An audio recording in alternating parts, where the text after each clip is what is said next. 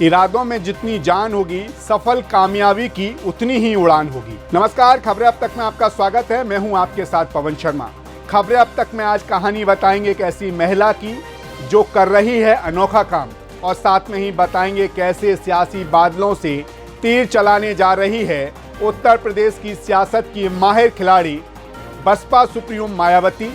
और आखिर में बताएंगे कैसे चाचा शिवपाल के सहारे दिल्ली की सत्ता पर पहुंचेंगे अखिलेश यादव। इन सभी खबरों पर बात करेंगे विस्तार से, लेकिन इससे पहले आइए नजर डाल लेते हैं इस वक्त की हेडलाइंस पर। काबुल के चाइनीज होटल में धमाका और फायरिंग, सहमे विदेशी नागरिक। अफगानिस्तान की राजधानी काबुल से आतंकवादी हमले की बड़ी खबर सामने आई। काबुल के स्टार 9 होटल में सोमवार को जोरदार धमाका हुआ, जिससे वहां रुके नागरिक काफी डर गए। ये होटल चाइनीज बताई जा रही है। धमाके के बाद कुछ हमलावरों ने होटल में फायरिंग भी की है। गुजरात चुनाव के बाद बीजेपी अब मिशन कर्नाटक पर पीएम मोदी करेंगे ज्यादा दौरा। गुजरात विधानसभा चुनाव में सफलता से उत्साहित और साथ ही हिमाचल प्रदेश के नतीजों से सतर्कता के संदेश के साथ भाजपा अब कर्नाटक में 2023 के विधानसभा चुनावों पर ध्यान केंद्रित कर रही है। सबरीमाला टेंपल में टूटे सारे रिकॉर्ड, 1 लाख से ज्यादा भक्त पहुंचे। केरल के विख्यात सबरीमाला मंदिर में श्रद्धालुओं का हुजूम उमड़ पड़ा है। सबरीमाला मंदिर में दर्शन के लिए अकेले सोमवार को 1 लाख से ज्यादा श्रद्धालु पहुंचे। निर्मला सीतारमण का तंज बोली, बढ़ती अर्थव्यवस्था से जलते हैं सदन में बैठे कुछ लोग। संसद का शीतकालीन सत्र जारी है। सत्र में हफ्ते की शुरुआत के दिन ही सदस्यों के बीच हंगामा देखने को मिल रहा है। दरअसल विपक्ष लगातार देश की अर्थव्यवस्था को लेकर केंद्र सरकार पर निशाना साध रहा है। गुजरात में भव्य समारोह में भूपेंद्र पटेल के साथ 16 मंत्रियों ने ली शपथ। गुजरात में भूपेंद्र पटेल ने दूसरी बार मुख्यमंत्री पद की शपथ ले ली है। गांधीनगर में उनका भव्य शपथ ग्रहण समारोह आयोजित किया गया। प्रधानमंत्री नरेंद्र मोदी, गृह मंत्री अमित शाह, रक्षा मंत्री राजनाथ सिंह समेत तमाम केंद्रीय मंत्री मंच पर मौजूद रहे। हेडलाइंस के बाद रुख करेंगे हमारे वायरल सेक्शन की तरफ और बताएंगे कि क्या आज सोशल मीडिया पर हो रहा है वायरल। मध्य प्रदेश के नेता यानी कांग्रेस नेता और पूर्व मंत्री राजा पटेरिया के प्रधानमंत्री नरेंद्र मोदी पर बयान से विवाद शुरू हो गया है। राजा पटेरिया का एक वीडियो सोशल मीडिया पर तेजी से वायरल हो रहा है। इसमें वो संविधान बचाने की बात करते हैं, लेकिन अगले ही पल प्रधानमंत्री नरेंद्र मोदी की हत्या की बात करते हैं। पटेरिया के इस वीडियो को लेकर सोशल मीडिया पर कई लोग उनके खिलाफ कार्रवाई की मांग करने लगे हैं। राज्य सरकार ने राजा के खिलाफ केस दर्ज करने का आदेश दे दिया है। आप भी देखिए वायरल वीडियो। कि मोदी इलेक्शन खत्म कर देगा, मोदी धर्म जाति भाषा के आधार पर बांट देगा, दलितों को, वनवासी आदिवासियों को और अल्पसंख्यकों का भावी जीवन खतरे में है। संविधान यदि बचाना है तो मोदी की हत्या करने के लिए तत्पर रहो। हत्या इंदस कराने का काम, कार्यकर्ता की उपेक्षा। बयान वायरल होने के बाद राजा पटेरिया ने सफाई दी। उन्होंने दावा किया कि वीडियो एडिट है और जो भी वीडियो में कहा जा रहा है उसका मतलब वो बिल्कुल नहीं है। एक टीवी चैनल से बातचीत में पटेरिया ने कहा उनके बयान को तोड़ मरोड़ कर फैलाया जा रहा है। उनके कहने का मतलब मोदी को अगले चुनाव में हराना है। ये बोलने के बहाने मुंह से निकल गया, लेकिन जिस व्यक्ति ने इसे रिकॉर्ड किया है उसने गलत तरीके से पेश किया है। फिलहाल देखा जाए तो पीएम मोदी के खिलाफ जहर उगलने वाले लोगों की कमी नहीं है। ऐसे में देखना होगा कि इस वीडियो को कितनी गंभीरता से लिया जाता है और क्या कार्रवाई की जाती है। इसी के साथ खबरें अब तक में रुख कर लेते हैं आज की पहली खबर की ओर। देश में दुनिया भर में नारी सशक्तिकरण या कहें कि महिला सशक्तिकरण को लेकर कई अभियान चलाए जा रहे हैं, जिसके कारण जरूरी बदलाव हमारे समाज में देखने को मिल रहे हैं। लेकिन फिर भी इस पुरुष प्रधान समाज की कुछ सोच है जिसके तहत कुछ कामों के लिए महिलाओं को लायक ही नहीं माना जाता। लेकिन पुरुष प्रधान समाज की सोच को खंडित कर देती है ऑटो चालक राजी अशोक जैसी महिलाएं। वैसे तो देश के कई शहरों में देखा गया है कि बस कंडक्टर समेत बस ड्राइवर और ऑटो चालक के तौर पर भी महिलाओं की भागीदारी बढ़ी है। ऐसी हजारों महिलाएं हैं जो ऑटो रिक्शा के जरिए अपनी कमाई के संसाधन बना रही हैं। लेकिन इनमें से भी राजी अशोक सबसे अलग हैं, क्योंकि वो ये काम किसी खास मकसद की वजह से कर रही हैं।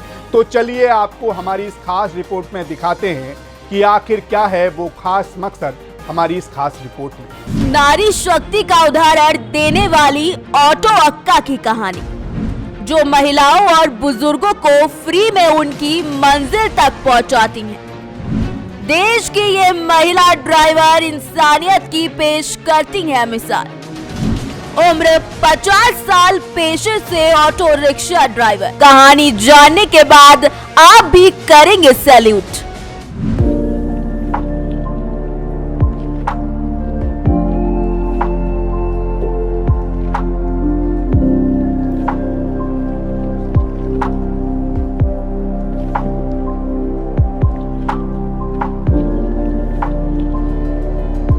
भारत में आजादी के 75 साल हो गए हैं, लेकिन आज भी महिलाओं के साथ होने वाले अपराधों में किसी तरीके की कोई कमी नहीं आई है। यही वजह है कि आज महिलाएं रात को अपने घर से निकलने के लिए डर जाती हैं। न केवल बाहर बल्कि अंदर तक महिलाओं की स्थिति काफी खराब है। आज भी महिलाओं को उनके घर वालों के द्वारा प्रताड़ित किया जाता है। आज भी कई लोग लड़के और लड़कियों में फर्क करते हैं। हालांकि अगर चेन्नई की कोई भी महिला रात के अंधेरे में बाहर निकलना चाहती है तो बेझिझक निकल सकती है, क्योंकि यहाँ पर ऑटो चालक राजी अशोक रहती हैं, जो महिलाओं और बुजुर्गों को मुफ्त में उनकी मंजिल तक सुरक्षित पहुँचा देती हैं। जी हाँ, आप सही समझ रहे हैं। राजी अशोक पिछले 23 सालों से चेन्नई में ऑटो चला रही हैं और अपने इस काम के दौरान वो उनकी मंजिल तक लोगों को सुरक्षित पहुँचा देती हैं। बातचीत के दौरान राजी अशोक ये भी बताती हैं कि महिलाओं की सुरक्षा से बढ़कर कुछ भी नहीं है, इसीलिए उनका लक्ष्य पैसे कमाना नहीं बल्कि महिलाओं को सुरक्षित उनके गंतव्य तक पहुंचाना भी है। नारी शक्ति का उदाहरण देने वाली 50 साल की राजी अशोक अपने इस बेहतरीन काम के बारे में बताते हुए कहती हैं कि आज से कई साल पहले उन्होंने ऑटो रिक्शा चलाने के दौरान देखा कि एक दूसरा ऑटो रिक्शा ड्राइवर रात के समय नशे में पूरी तरीके से डूबा हुआ था। उस स्थिति में एक महिला को अपने ऑटो में बैठाकर उसकी मंजिल तक छोड़ने जा रहा था और यही स्थिति को देखकर मेरा मन पूरी तरीके से झकझोर गया और उसके बाद मैंने ये काम करने का फैसला ले लिया। बस इसी घटना के बाद से ही राजी अशोक रात और दिन के समय में महिलाओं और बुजुर्गों को ऑटो में मुफ्त उनकी मंजिल तक पहुंचाने का काम कर रही हैं। राजी अशोक कहते हैं कि जब भी उन्हें चाहे दिन हो या रात में पता चलता है कि कोई महिला या बुजुर्ग किसी प्रकार की मुसीबत में है तो वो तुरंत वहां पहुंचकर मुफ्त में उनकी मंजिल तक उनको पहुंचा देती हैं। आपकी जानकारी के लिए भी बता देते हैं कि राजी अशोक मूल निवासी केरल की हैं और पढ़ाई में काफी ज्यादा होशियार भी थी। इस दौरान उन्होंने अपनी ग्रेजुएशन की पढ़ाई भी केरला के एक कॉलेज से पूरी की थी। हालांकि इसके बावजूद उन्हें एक सही नौकरी नहीं मिली।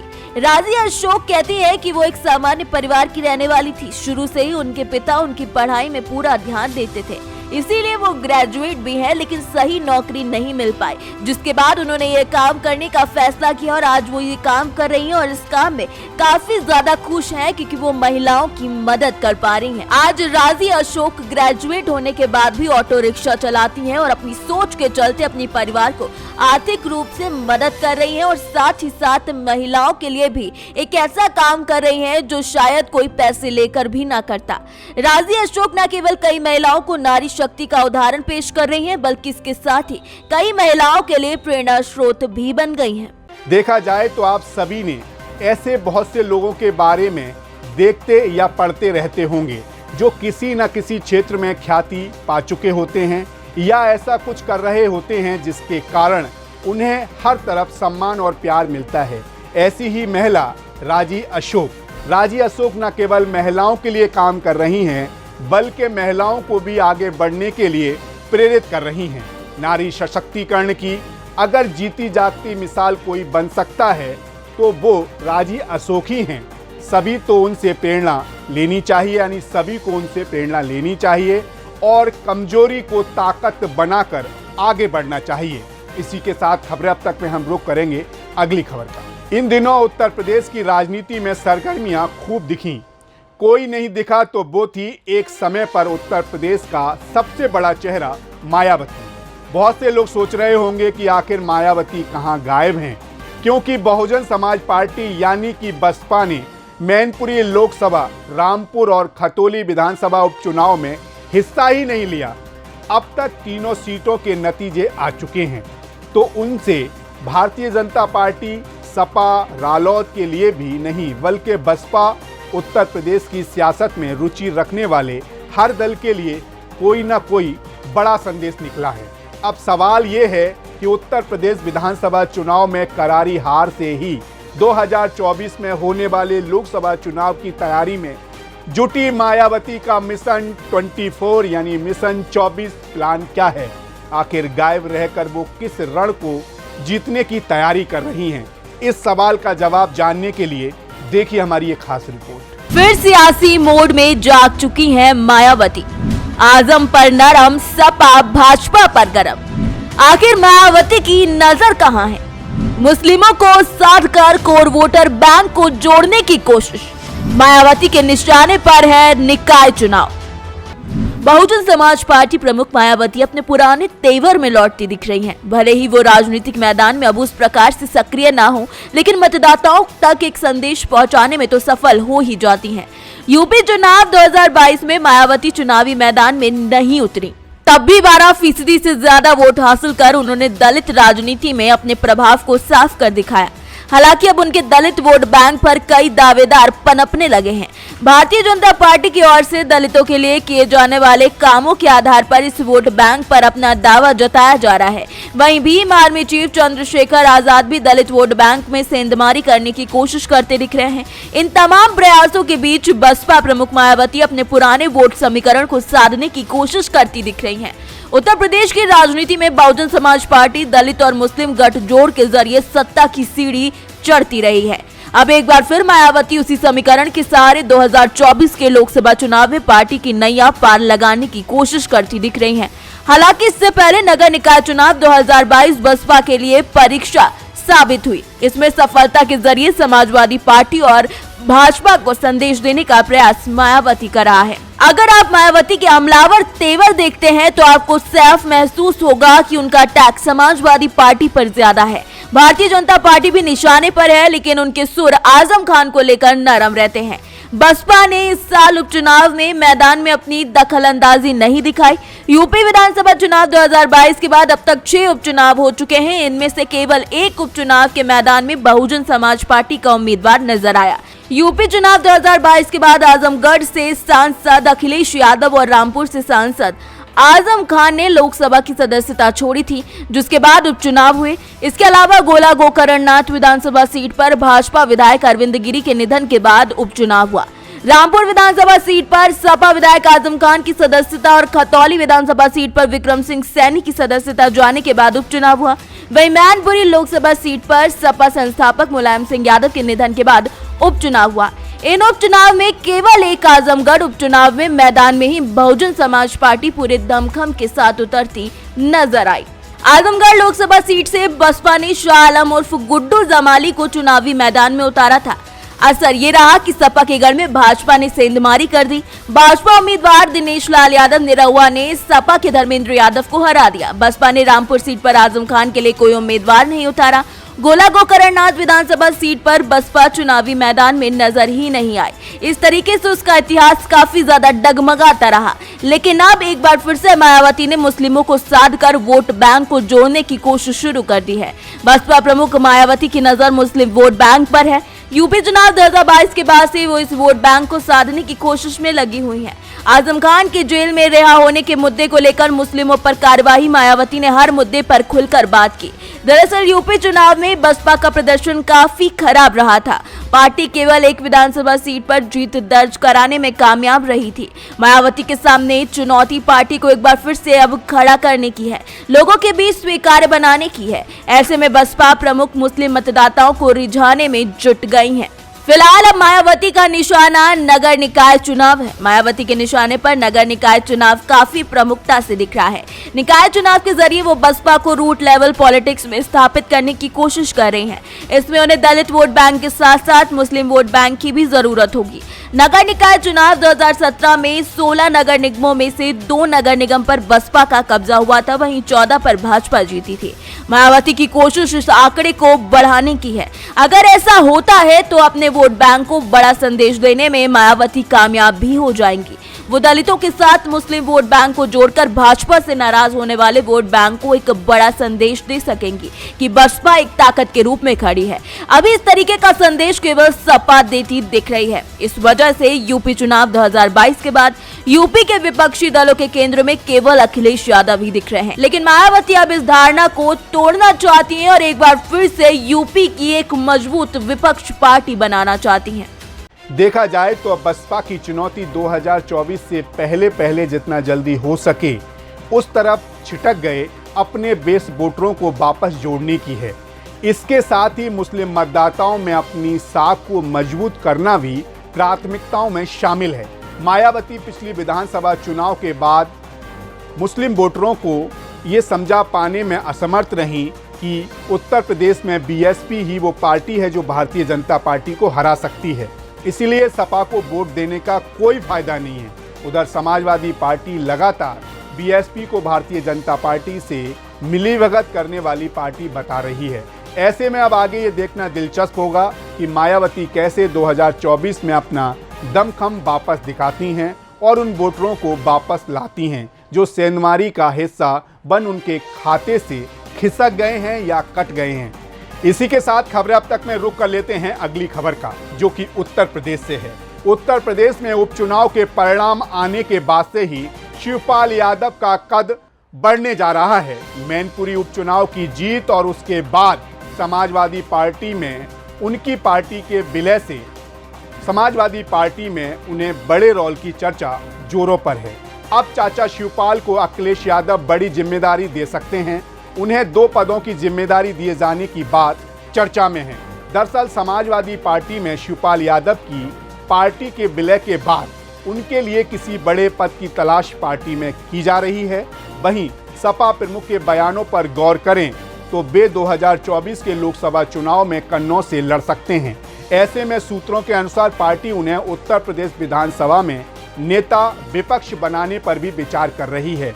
वे सभी मैनपुरी की जसवंत नगर विधानसभा सीट से विधायक हैं। इसके अलावा उनके पास पार्टी में विधानसभा के साथ संगठन का भी काम देख सकते हैं। देखिए रिपोर्ट। समाजवादी की सियासत पर चढ़ रहा है दमदारी का रंग।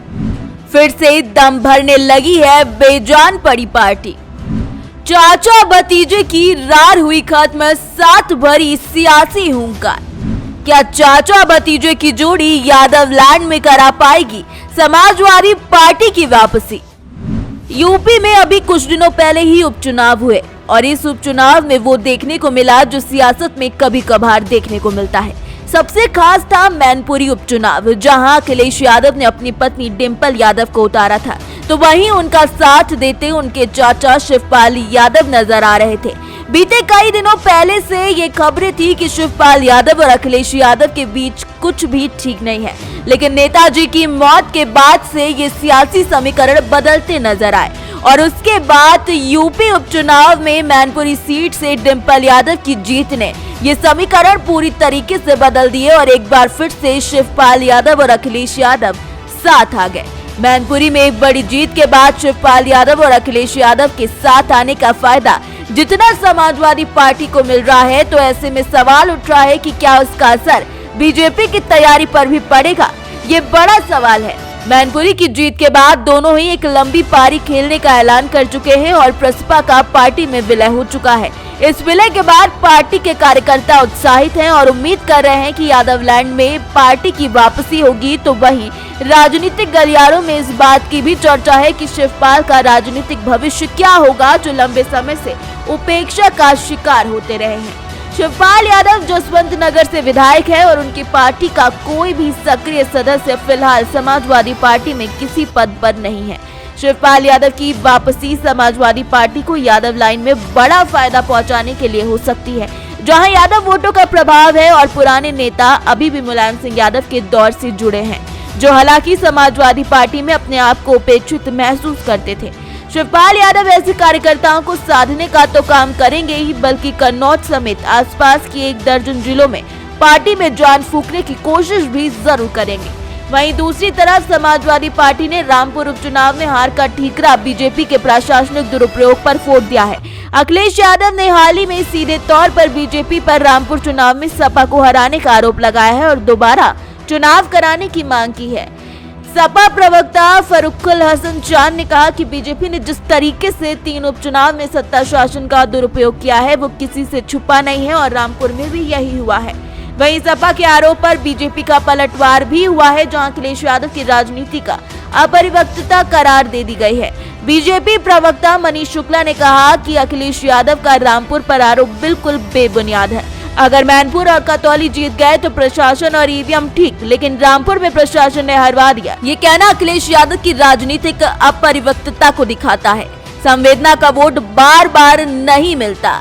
वहीं ये जानना भी जरूरी हो जाता है कि आखिर राजनीतिक जानकार शिवपाल यादव पर इस वक्त क्या सोच रहे हैं। शिवपाल की वापसी और चुनाव में इसके प्रभाव पर राजनीतिक विशेषज्ञों का साफ तौर पर कहना है कि शिवपाल का आना पार्टी को यादव लैंड में फायदा तो पहुंचाएगा ही, साथ ही जो लोग पार्टी से पुराने समय से जुड़ रहे हैं और एग्रेसिव नेता के तौर पर नेताजी को देखते थे, उनकी कमी शिवपाल पूरी तरीके से दूर कर सकते हैं। लेकिन शिवपाल के राजनीतिक भविष्य के लिहाज से देखें तो 3-4 साल पार्टी बनाने के बाद भी फिलहाल चाचा शिवपाल के पास समाजवादी पार्टी में वापस आने के अलावा कोई विकल्प नहीं था, क्योंकि अपने अलग होने का कोई राजनीतिक फायदा उन्हें नहीं मिल रहा था। ऐसे में अब जब वो समाजवादी पार्टी में अपनी पार्टी को विलय कर चुके हैं तो कहीं न कहीं फायदा दोनों को जरूर मिलेगा।